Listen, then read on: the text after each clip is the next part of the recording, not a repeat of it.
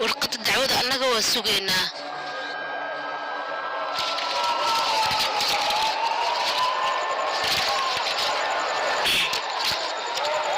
gabaray marada wejiga ku xira adiga warqadda caafimaadka ayaan sugaynaa wejigaaga xiro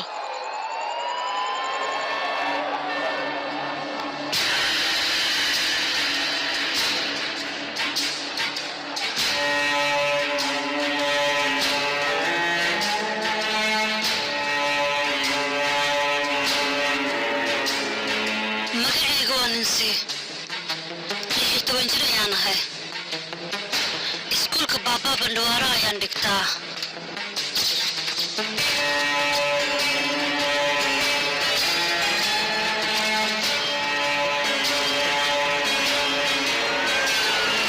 maalin maalmaha ka mid aniga waan xanuunsaday miinaana waxay ugu tiri waa lagaa soo dhex hadlay waxayna idhaahdeen baabaa la kulan asigaa xalkaaga haayo baabaa ayaa u tagay gacyariisana wuxuu idhaha baabaa guduhu ku jiraya socdo kulan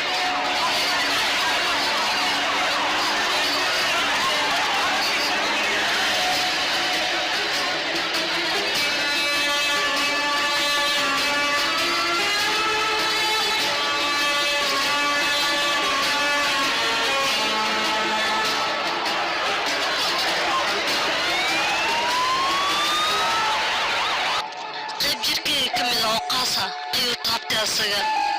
anigana waan cabsaday aadna waan ooga xanaaqay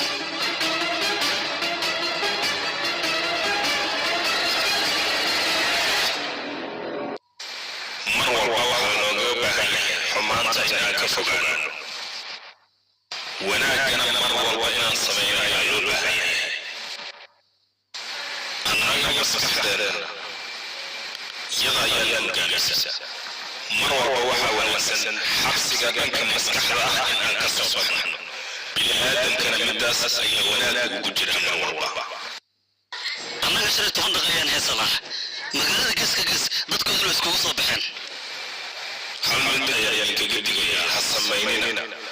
waxyaaba deganaanta halkan burburin kara mar walba xasiloonida halkan waa inoo muhiim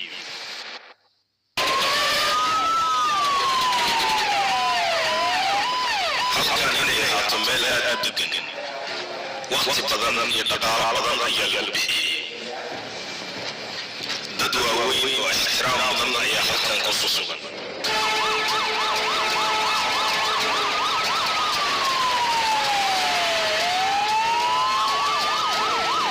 ayaga sida ay jecel yihiin ha samaystaan wax dhibaataa ma laha keliya aniga hal mar ayaan xabsiga tegayaa waxyaabo badan ayaa la faa'iidayaa markii aan aniga meeshaas taga waxyaabo badan ayay iga faa'iidi doonaan soo mar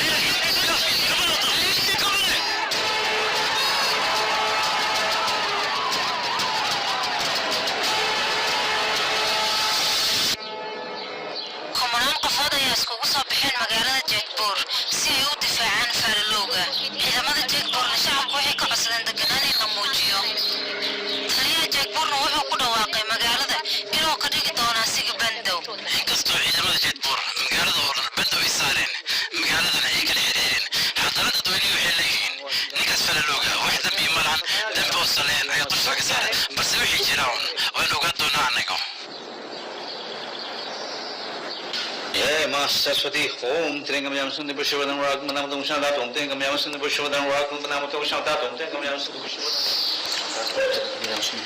Rock, Manamato Shadatum,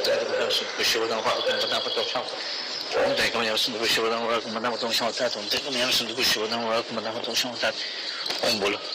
ومدينك من يصند بالشبنا وراك مدام توشعتات ومدينك من يصند بالشبنا وراك مدام توشعتات ومدينك من يصند بالشبنا وراك مدام